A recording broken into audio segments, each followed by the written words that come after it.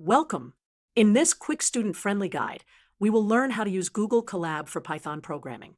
We will start with what Google Colab is, then open a new notebook, run code, install packages, use files, turn on a graphics card, and finally save and share your work.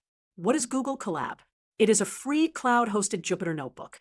You write Python in your browser, get free compute like graphics processing units or tensor units, connect to Google Drive or GitHub, and share your notebook like a Google Doc. Getting started is simple.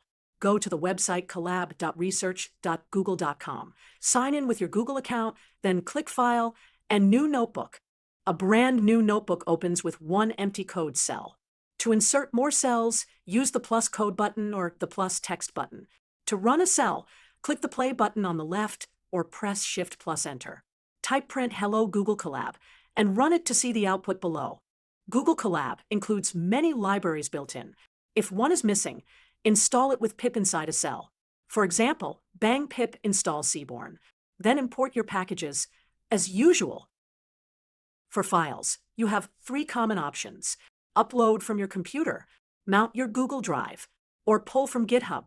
To enable a graphics processor or a tensor processor, choose runtime, then change runtime type and pick GPU or TPU, then save. Colab auto-saves to Google Drive under Colab Notebooks. You can download your notebook or share using the Share button, just like a Google Doc. Here is a tiny example project. Load a data file from Drive, show the first few rows, and plot a quick histogram. Tips: use text cells to explain your work. Restart and run all for reproducibility. Connect your notebook to GitHub for version control.